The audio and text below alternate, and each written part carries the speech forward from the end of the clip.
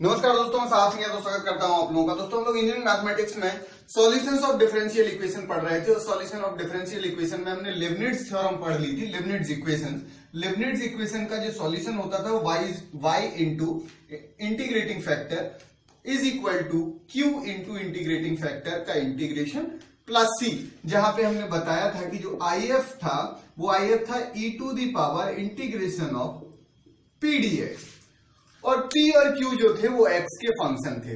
अब यहां से इस लिबनिट्ज थ्योरम की सहायता से आप हायर ऑर्डर डिफरेंशियल इक्वेशन में जो कॉम्प्लीमेंट्री फंक्शन निकलता है वो बहुत इंपॉर्टेंट है और वो लिबनिट्ज इक्वेशन की सहायता से निकलता है। नॉर्मली हम लोग रट लेते हैं, उसको रटने की जरूरत नहीं है। सबसे पहले एक सिंपल सी इक्वेशन देखिए पहले ये समझ लीजिए कि हायर ऑर्डर में जब भी इज इक्वल टू में 0 होगा तो सिर्फ और सिर्फ जो सॉल्यूशन निकलेगा, जो y की वैल्यू निकलेगी, उसे बोलते हैं कॉम्प्लीमेंट्री फंक्शन, CF बोलते हैं, कॉम्प्लीमेंट्री फंक्शन। ध्यान रखना, कब? जब यहाँ पे y की जो ये q वाले पार्ट की वैल्यू है वो क्या हो, 0 हो, तब जो y की वैल्यू निकलेगी, जो भी सॉल्यूशन निकलेगा उसे हम बोलेंगे कॉम्प्लीमेंट्री फंक्शन या उसको रिप्रेजेंट करेंगे y ऑफ CF से।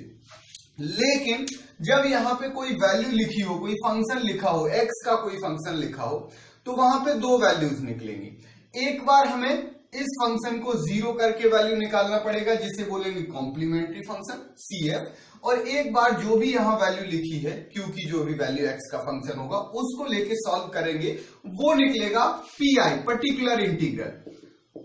तो टोटल सॉल्यूशन जो होगा y इज इक्वल टू, वो कहलाएगा complementary function plus particular integral, मतलब CF प्लस PI। तो यहां पे इंपॉर्टेंट है, ध्यान रखना कि CF तब निकाला जाता है जब ये Q वाला पार्ट हो 0। हायर ऑर्डर डिफरेंशियल इक्वेशन में भी मतलब Q वाला पार्ट मतलब जो सिर्फ x का फंक्शन हो वो 0। अगर x का कोई फंक्शन गिवन है, उसमें y का मल्टीप्लीकेशन नहीं है, दैट मीन्स वो Q हो गया।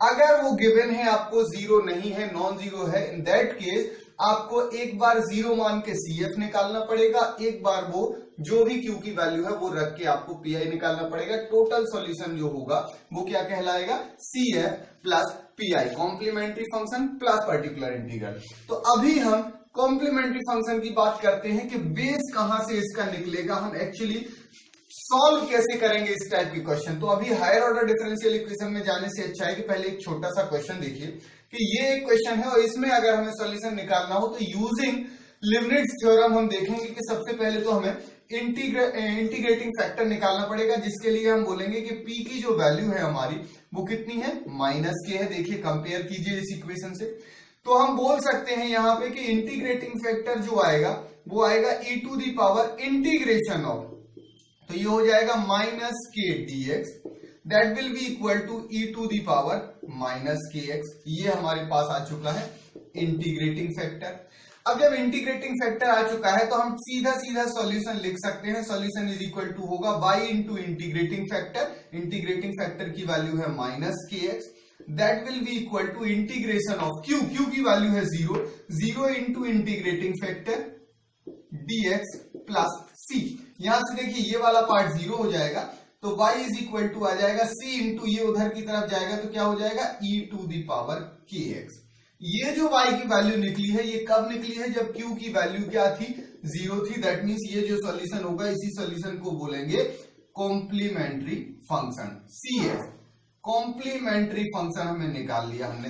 PI निकालने की यहां जरूरत इसलिए नहीं है क्योंकि q की वैल्यू क्या है, 0 है। अब यहां पे एक इंपॉर्टेंट चीज ये है कि इस डिफरेंशियल इक्वेशन को हम ऐसे भी लिख सकते हैं, d अपॉन dx को रिप्रेजेंट किया जाता है कैपिटल D से।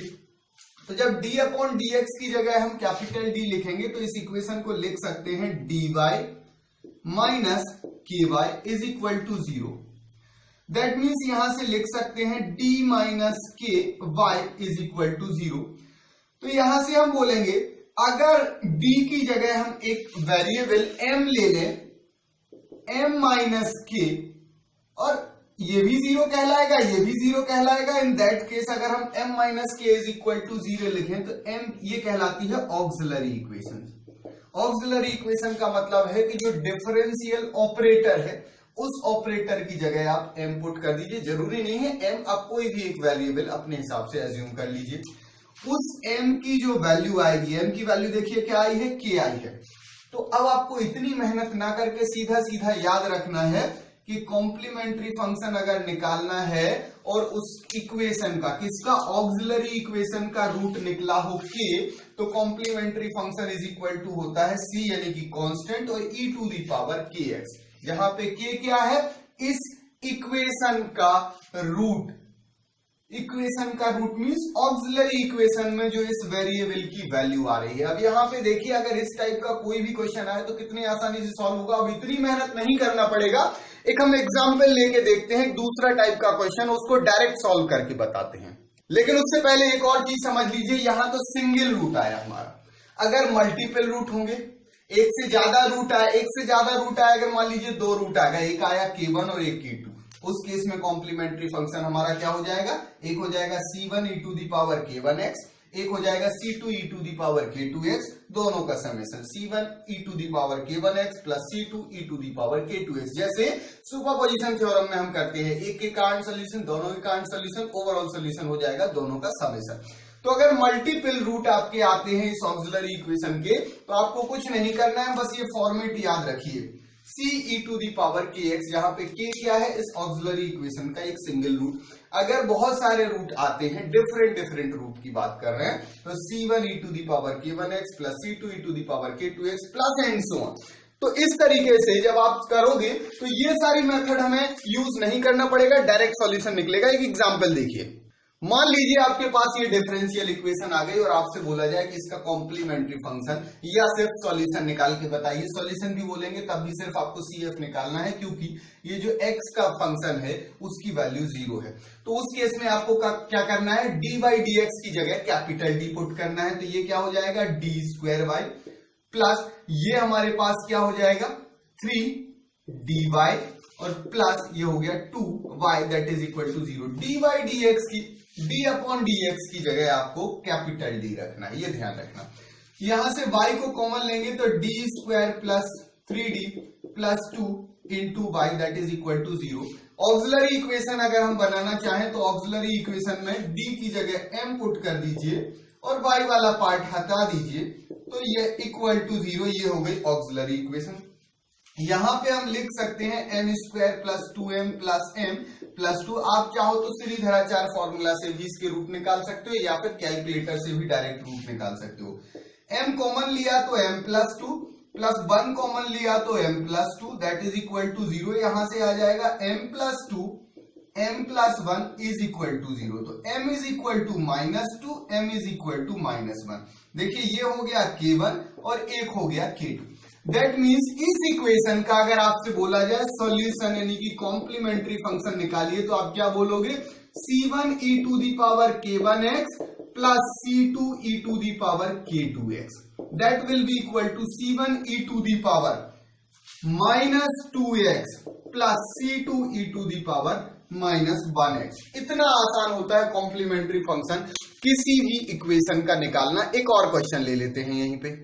मान लीजिए ये क्वेश्चन आ गया, इस क्वेश्चन में हम क्या करेंगे, इक्वेशन लिखेंगे d स्क्वायर y। कुछ टाइम के बाद आप डायरेक्ट m के फॉर्म में इक्वेशन लिखने लगोगे, dy minus 6y that is equal to 0।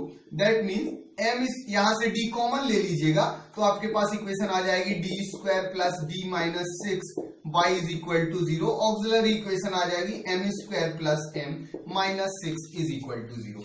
इस इक्वेशन की सॉल्यूशन निकालना हो तो बहुत सारे तरीके होते हैं। हमने बोला आप कैलसी से निकाल लो, आप श्रीधराचार्य फॉर्मूले से निकाल दो, या एक ट्रिक होती है कि ऐसी दो वैल्यूज दिमाग में लाइए जिनका मल्टीप्लीकेशन हो जाए यहाँ की वैल्यू और एडिशन मल्टीप्लीकेशन हो जाए यहाँ की वैल्यू और एडिशन हो जाए यहाँ की वैल्यू। तो अगर हम बात करें 3 and -2, 3 और -2 का जब मल्टीप्लाई करेंगे तो -6 आएगा और जोड़ेंगे तो +1 आएगा। दैट मीन्स इसके इतने टुकड़े करना पड़ेगा, m square plus 3m minus 2m minus 6 is equal to 0। Concept क्या होता है, ऐसी दो वैल्यू अपने दिमाग में लाइए जिनका मल्टीप्लीकेशन इस वैल्यू के बराबर हो जाए और एडिशन इस वैल्यू के बराबर हो जाए, वैल्यूज इसके कोफिशिएंट के बराबर। तो यहां से देखिए m कॉमन लिया तो ये बचा m प्लस 3, -2 कॉमन लिया तो again m plus 3 that is equal to 0। m plus 3 और ये आ जाएगा m minus 2 that is equal to 0। तो m is equal to -3 m is equal to 2। देखिए ये हो गया, एक किसी को k1 मान लीजिए, एक किसी को k2 मान लीजिए। अब आप बोलोगे इस इक्वेशन का सॉल्यूशन क्या हुआ, तो y कॉम्प्लीमेंट्री फंक्शन की अगर हम बात करें, या अकेला y भी लिख देते हैं क्योंकि यहाँ pi तो आएगा नहीं, तो हम बोलेंगे c1 e to the power k1x plus c2 e to the power k2x। तो सॉल्यूशन क्या हो जाएगा, c1 e to the power -3x plus c2 e to the power 2x। इस तरीके से हमारे पास आंसर आ गया। तो कॉम्प्लीमेंट्री फंक्शन निकालना बहुत ही आसान है अगर रियल एंड डिस्टिंक्ट रूट हो। यहां पे देखिए आपके पास जो रूट निकल रहे हैं वो रियल निकल रहे हैं और अलग अलग निकल रहे हैं, डिस्टिंक्ट रूट है, तो बहुत आसान है। अब अगर यहीं पे आपसे बोला जाए कि रियल रूट और इक्वल रूट हो, मतलब जैसे m इज इक्वल टू 2 बार बार आ रहा है, 2 बार आ रहा है या 3 बार आ रहा है, तब कैसे करेंगे देखिएगा। मान लीजिए इस टाइप का कोई क्वेश्चन आ जाता है। अब इस टाइप का अगर कोई क्वेश्चन आ जाता है तो इस टाइप के क्वेश्चन को सॉल्व करने के लिए हम वही d अपॉन डी एक्स की जगह कैपिटल D रखेंगे, फिर y कॉमन लेंगे और लास्ट में m रखेंगे। अब तो आपको समझ में आ गया होगा, तो डायरेक्ट हम ऑक्सिलरी इक्वेशन निकालते हैं। तो यहाँ ऑक्सिलरी इक्वेशन निकलेगी m² -4m plus 4 that is equal to 0। ये हमें दिख रहा है a² plus b² minus 2ab, that means a minus B का होल स्क्वायर। यहाँ 4 को हम लिख सकते हैं 2 का स्क्वायर, यहाँ लिख सकते हैं 2 into 2, a² plus b² minus 2ab, तो a माइनस बी का whole square that is equal to 0। तो m is equal to 2 and 2, 2 बार 2 रूट आ रहा है। इस हिसाब से अगर आप सोचो कि कॉम्प्लीमेंट्री फंक्शन, देखना अभी जो बताने वाले हैं वो एक्चुअल में सही नहीं है, उसमें कुछ गलती है। अगर आप इस हिसाब से सोचोगे तो आप लिखोगे कि k1 की वैल्यू 2 है, k2 की वैल्यू भी 2 है, तो आप लिख दोगे c1 e to the power k1x plus c2 e to the power k2x, और उसके हिसाब से आप लिख दोगे c1 e to the power 2x plus c2 e to the power 2x। तो c1 plus c2 e to the power 2x, और c1 plus c2 क्या है, कांस्टेंट ही तो है, तो c e to the power 2x। ये ऐसे लग रहा है जैसे कि सिर्फ एक k हो, मतलब सिंगल रूट हो। तो ये जो आंसर निकला है कॉम्प्लीमेंट्री फंक्शन का वो ये डिनोट कर रहा है कि ये सिंगल रूट के लिए है, जबकि हमारा कितने रूट आ रहे हैं, 2 रूट निकल रहे हैं उस इक्वेशन का। दैट मीन्स ये आंसर है गलत। अगर ये आंसर गलत है तो सही आंसर हम कैसे निकालेंगे, ध्यान रखना। ये जो ट्रिक है वो तब कब फेल हो जाती है, जब रूट जो हो वो मल्टीपल रूट एक ही पॉइंट पे आ जाए, इक्वल रूट आ जाए, तो उस केस में ये मेथड हमारी फेल हो जाती है। तब हमें क्या करना है देखिएगा, ऐसे केस में पहले इस इक्वेशन को देखिए। क्या इस इक्वेशन को ऐसे लिख सकते हैं, dy plus p y is equal to q, बिल्कुल लिख सकते हैं इस इक्वेशन को। तो अगर हम इस इक्वेशन को देखें तो ये इक्वेशन है d² minus 4dy plus 4y that is equal to 0। इसी इक्वेशन को हम ऐसे भी लिख सकते हैं कि d² minus 4d plus 4y is equal to 0, और यहीं पे हम बोल सकते हैं कि d माइनस 2 का whole square y that is equal to 0। अब यहां पे देखिएगा, यहां पे अगर हम एक कॉन्सेप्ट अप्लाई करें, और वो कॉन्सेप्ट क्या है कि हम इसको इस तरीके से लिखें, d minus 2 into d minus 2 y is equal to 0, और इस पार्ट को हम एज्यूम कर ले कि ये z है, तो उसके हिसाब से हमारे पास इक्वेशन हो जाएगी d minus 2 into z that is equal to 0, जहां पे हमें पता है कि z हमने क्या माना है, d माइनस 2 इंटू वाई की जगह हमने क्या मान लिया है, z मान लिया है। अब आप देखिएगा इसको सॉल्व करने का तरीका, तो ये हमारे पास हो जाएगा dz minus 2z that is equal to 0। अब आप देखिए जरा इस इक्वेशन को इस इक्वेशन से कंपेयर कीजिए, सिर्फ एक बार करना है, इतनी मेहनत आपको बार बार नहीं करना है। बस y की जगह z लिखा हुआ है, तो जहां हम y का सोल्यूशन निकालते थे लिबनिट्ज इक्वेशन से, वहां z का निकाल सकते हैं। q की वैल्यू यहां भी 0 है, यहां भी 0 है, p की वैल्यू जो है वो -2 है। अगर 2 की जगह आप m रख देते तो -m आ जाती। हमने यहाँ क्वेश्चन में एक न्यूमेरिकल वैल्यू ले ली, कांस्टेंट वैल्यू ले ली, अगर m के फॉर्म में होता तो -m लिख देते। तो यहां से p की वैल्यू मिल गई है, तो उस हिसाब से अगर आप इंटीग्रेटिंग फैक्टर निकालोगे तो integrating factor is equal to e to the power integration p dx, p है -2 तो ये हो जाएगा ऊपर -2x, -2 का इंटीग्रेशन। तो उसके हिसाब से जो सॉल्यूशन निकलेगा वो कितना आ जाएगा। अब यहाँ y निकाला है हमने, तो यहाँ क्या निकालोगे z, तो z इज इक्वल टू आ जाएगा, sorry z into integrating factor, integrating factor कितना है e to the power minus 2x, that will be equal to q तो 0 है तो ये 0 होगा, प्लस क्या आ जाएगा c आ जाएगा, इसको हम c1 मान लेते हैं। क्यों माना है c1 अभी आपको समझ में आ जाएगा, क्योंकि दो कांस्टेंट की जरूरत है। यहां से z की जो वैल्यू है वो z इज इक्वल टू हो जाएगा आपका c1 e to the power 2x, ये हमारे पास z की वैल्यू आ गई। अब आपको याद होगा कि हमने z एज्यूम क्या किया था, हमने एज्यूम किया था d minus 2 into y is equal to z। याद रखना, इतनी सारी मेहनत आपको बार बार नहीं करना पड़ेगा, डायरेक्ट ट्रिक बता देंगे, बस एक बार समझ लीजिए कि आता कैसे है रिजल्ट जब मल्टीपल रूट्स जो है वो एक ही पॉइंट पर आ जाए। तो उस केस में आप देखिए आपके लिए क्या मिल जाएगा, आपको dy minus 2y that is equal to z की वैल्यू कितनी है c1 e to the power 2x। अब आप कंपेयर कीजिए फिर से लेबनिट्ज इक्वेशन से, तो आप देखोगे कि p is equal to again minus 2 है, लेकिन अब q की वैल्यू 0 नहीं है, q है c1 e to the power 2x। अब इस केस में देखेंगे तो इंटीग्रेटिंग फैक्टर तो अगेन वही आएगा e to the power p dx means minus 2x। अब सॉल्यूशन अगर हम इस इक्वेशन का निकालें तो इस इक्वेशन का सॉल्यूशन इस इक्वेशन के अकॉर्डिंग क्या निकलेगा, यही निकलेगा y into integrating factor e to the power minus 2x that is equal to integration of q की वैल्यू है c1 e to the power 2x into integrating factor कितना है e to the power minus 2x dx plus एक constant c की जगह हम c2 लिख देते हैं। क्या आया हमारे पास y into e to the power minus 2x that will be equal to e to the power 2x into e to the power minus 2x add होगा तो e to the power 2x minus 2x e to the power 0, e to the power 0 होता है 1, तो यहाँ simply बचेगा integration c1 dx plus c2 that will be equal to c1x plus c2 y into e to the power minus 2x।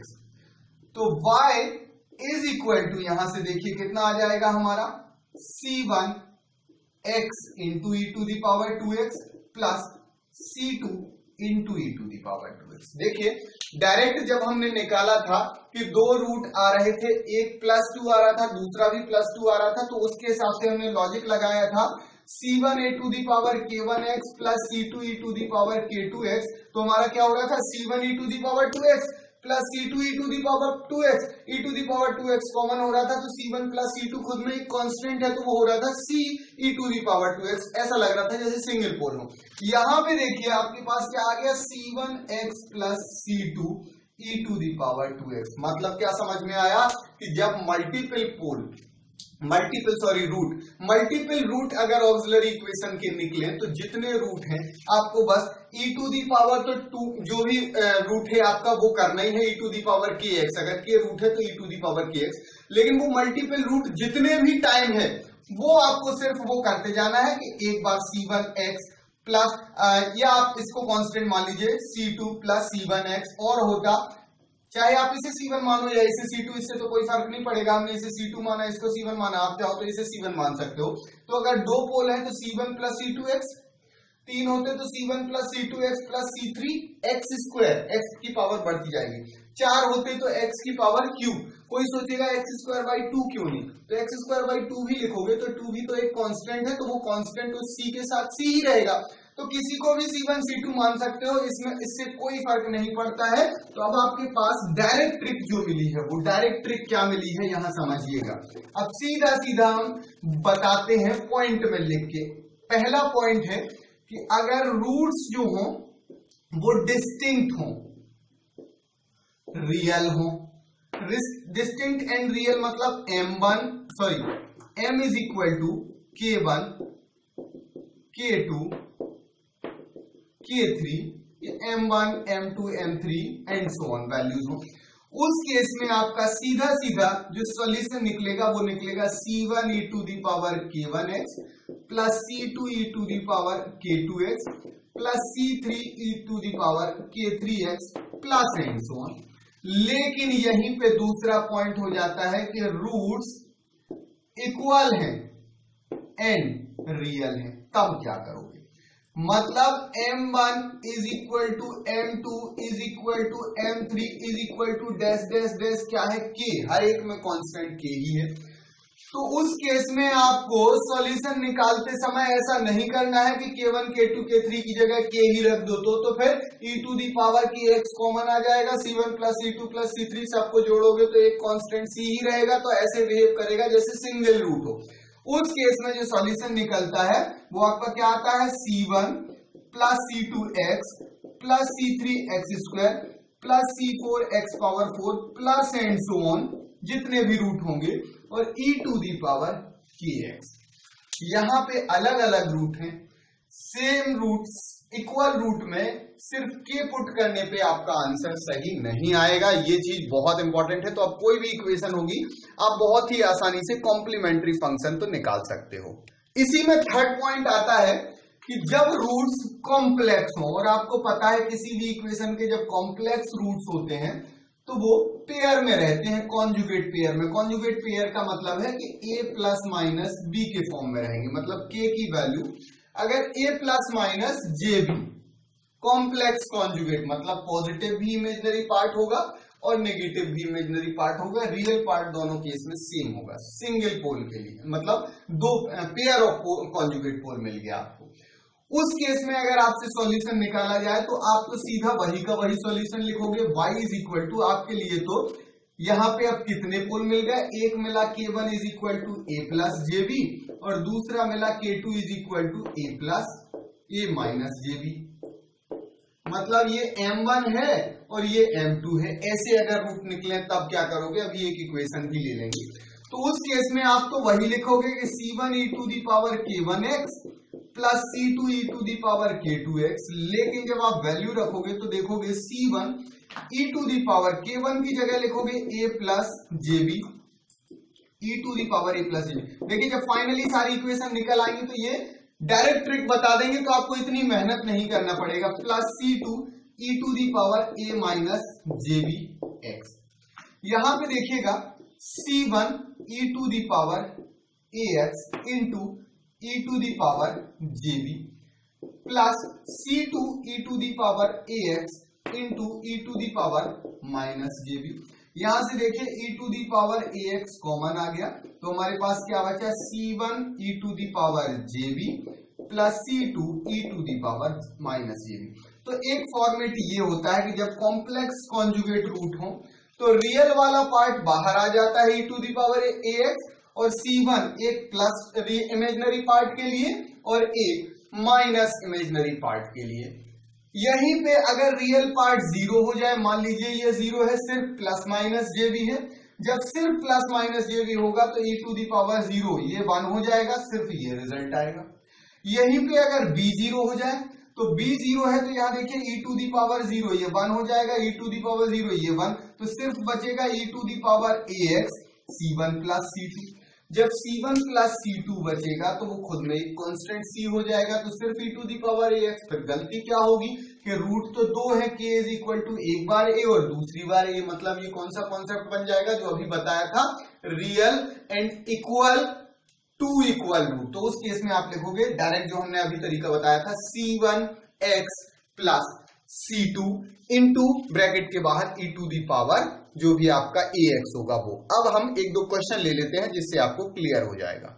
मान लीजिए ये आपके पास 3 question लिखे हुए हैं, आपको डिफरेंशियल इक्वेशन के फॉर्म में लिखे मिलेंगे, हमने डायरेक्ट d के फॉर्म में लिख दिया। आप बहुत आसानी से कन्वर्ट कर लोगे, d अपॉन dx की जगह कैपिटल D लिखना है। तो सबसे पहले हम फर्स्ट क्वेश्चन को लेते हैं, उसकी ऑक्सिलरी इक्वेशन ही निकालते हैं सीधी, dm square minus 3m plus 2 that is equal to 0। यहाँ पे हमने डायरेक्ट कॉन्सेप्ट बताया था, मल्टीप्लाई करें तो 2 आए, ऐड करने पे माइनस 3 आए, तो हम लिख सकते हैं m square minus 2m minus m, minus 1 और माइनस 2 का मल्टीप्लाई करोगे तो प्लस 2 आएगा और ऐड करोगे तो माइनस 3 आएगा।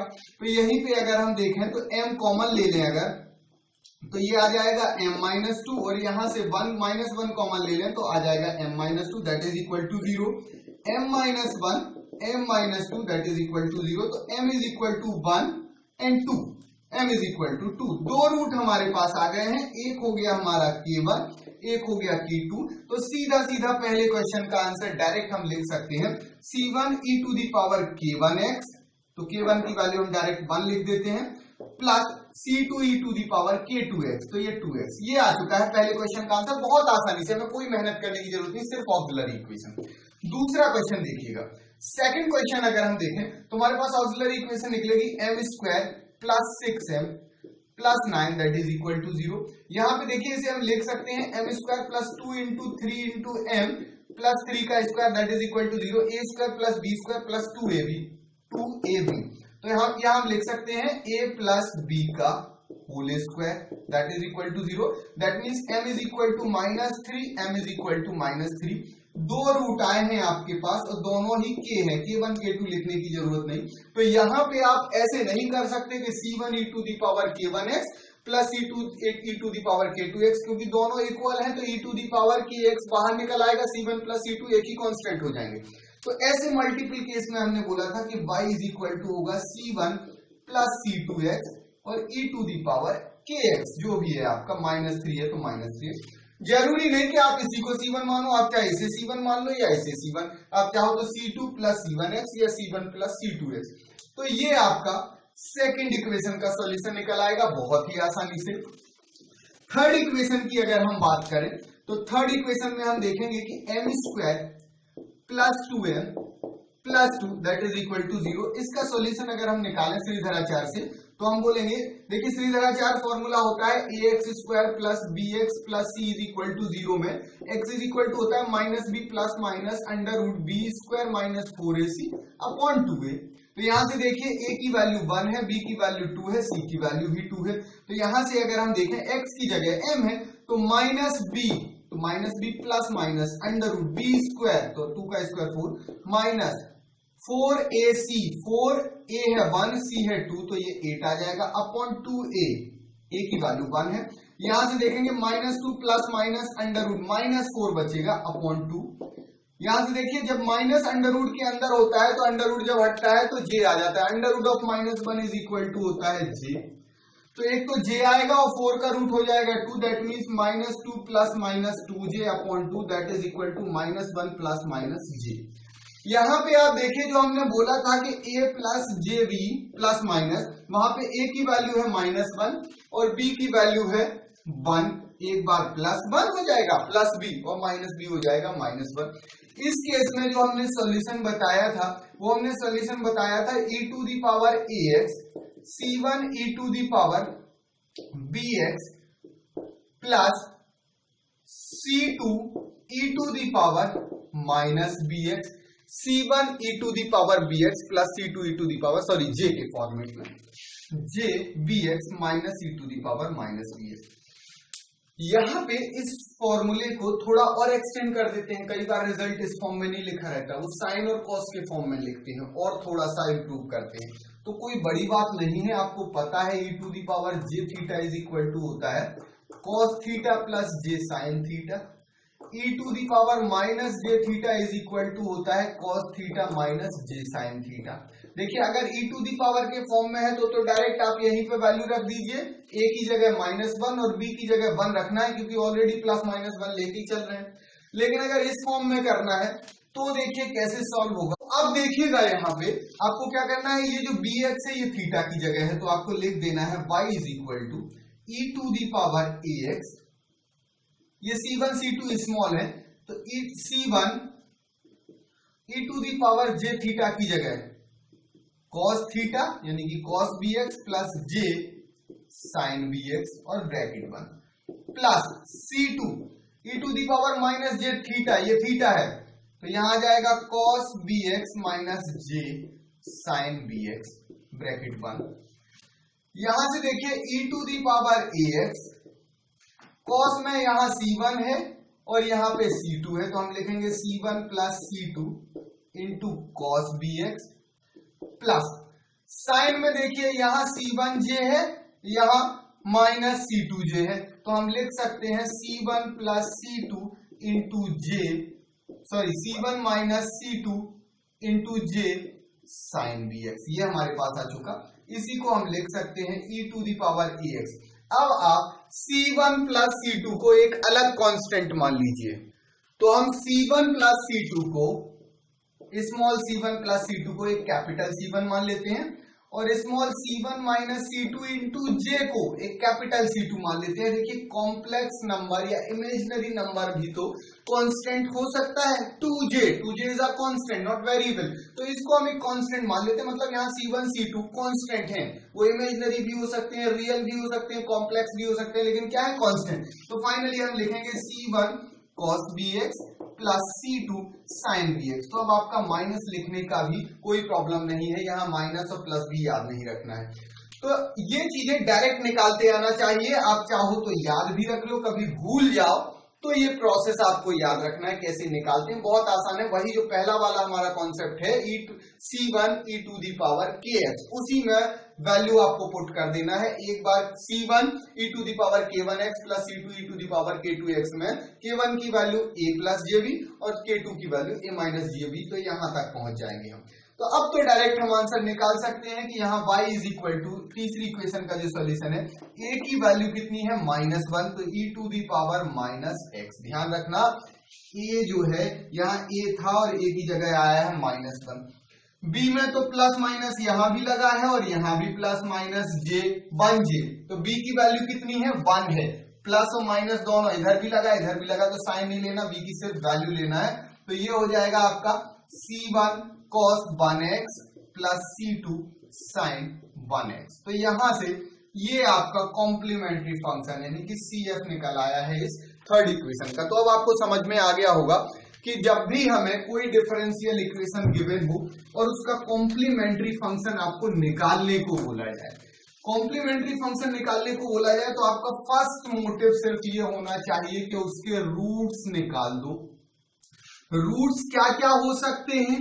रूट्स या तो हो सकते हैं रियल एंड डिस्टिंक्ट, मतलब अब ये पूरे लेक्चर का ये सार है, ये समझ लिया। तो पूरे लेक्चर में जितनी मेहनत कराई वो इंपॉर्टेंट नहीं है जितना कि ये याद रखना इंपॉर्टेंट है। अगर रियल एंड डिस्टिंक्ट है हमारे रूट, तो कॉम्प्लीमेंट्री फंक्शन यानी कि जो सॉल्यूशन निकलेगा वो सीधा सीधा c1 e to the power k1x plus c2 e to the power k2x plus and so on solution निकलेगा।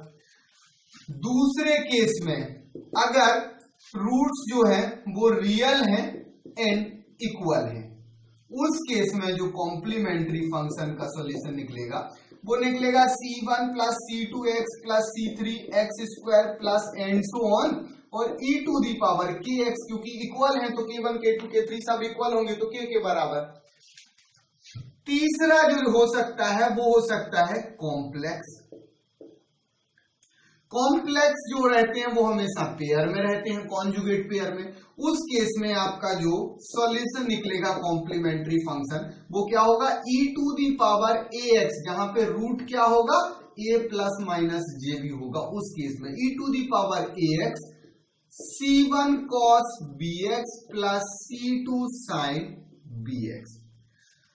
चौथा पार्ट आप चाहो तो मान सकते हो, लेकिन उसको अलग से लिखने की जरूरत नहीं। अगर आपसे बोल दिया कि प्योर इमेजिनरी, और इमेजिनरी भी रहेंगे कॉन्जुगेट पेयर में, मतलब रूट हमारे पास प्लस माइनस जे भी आ गया, दैट मींस ए की वैल्यू क्या हो गई 0। तो इसको कोई अलग से एक कॉन्सेप्ट लिखने की जरूरत नहीं, सीधा यहाँ ए की वैल्यू 0 रखोगे तो e टू दी पावर 0 1 हो जाएगा। आपका आंसर होगा c1 cos bx plus c2 sin bx। तो इस तरीके से आपके पास कोई भी डिफरेंशियल इक्वेशन हो, हमने तो सिर्फ सेकंड ऑर्डर तक की डिफरेंशियल इक्वेशन बताई, third order, fourth order, fifth order, जिस भी ऑर्डर की डिफरेंशियल इक्वेशन हो, आप सिर्फ रूट निकाल दो।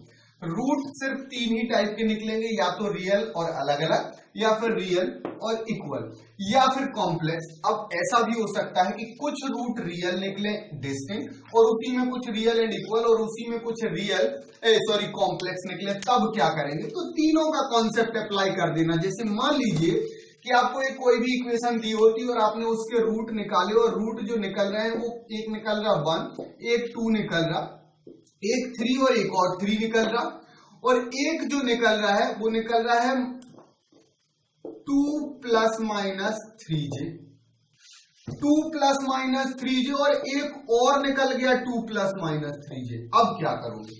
अब आपको कुछ नहीं करना है, पहले इन दोनों को देखिए, रियल एंड डिस्टिंक्ट हैं, तो कॉम्प्लीमेंट्री फंक्शन आप इसके लिए बोलोगे कि c1 e to the power k1x plus c2 e to the power k2x, इनके लिए निकल गया, प्लस अब इसके लिए कॉन्सेप्ट देखिए, रियल एंड इक्वल, ये तो रियल एंड डिस्टिंक्ट थे, तो उसके लिए आप क्या बोलोगे, C1 plus C2x e to the power kx, लेकिन C1 C2 यूज हो गए तो आप बोल दो C3 plus C4x into e to the power kx, मतलब 3x प्लस।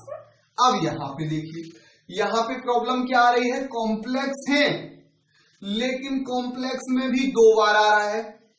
अगर कॉम्प्लेक्स में सिर्फ एक बार आता तो हमारा सीधा आंसर होता e to the power 2x e to the power ax, और होता C1 cos bx plus C2 sin bx, इतना होता।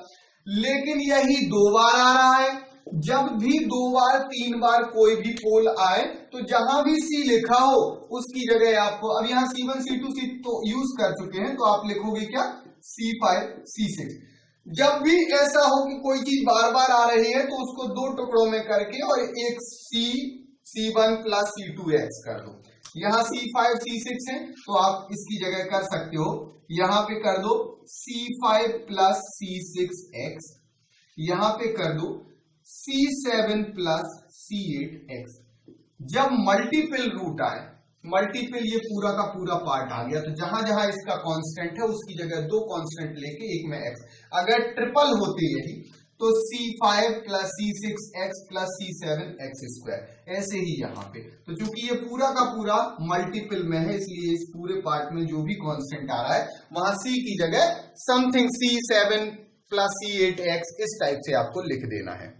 तो इस तरीके से कॉम्प्लीमेंट्री फंक्शन का कोई भी क्वेश्चन आएगा तो आपके बहुत आसानी से बन जाएगा। आपको ध्यान रखना है सिर्फ रूट्स निकालने पे। हमारे वीडियोस अगर आपको पसंद आ रहे हैं तो इनको लाइक जरूर कीजिए, क्योंकि आपके लाइक ही जो मोटिवेट करते हैं ज्यादा से ज्यादा वीडियो बनाने के लिए। अगर आपको लगता है हमारे वीडियोस नॉलेजेबल है तो इनको बाकी लोगों के साथ शेयर कीजिए, इससे बाकी लोग भी इससे फायदा उठा सकें। कभी रैंडम वीडियो मत देखिए, जो हर वीडियो पुरानी वीडियो की लॉजिक रहती है। और वीडियो देखने के लिए सब्जेक्ट वाइज वीडियोस की प्लेलिस्ट लिंक हर वीडियो के नीचे डिस्क्रिप्शन में लिखी रहती है। टॉपिक वाइज वीडियोस की प्लेलिस्ट लिंक अगर आपको चाहिए तो गेट का यूट्यूब चैनल पर विजिट कीजिए।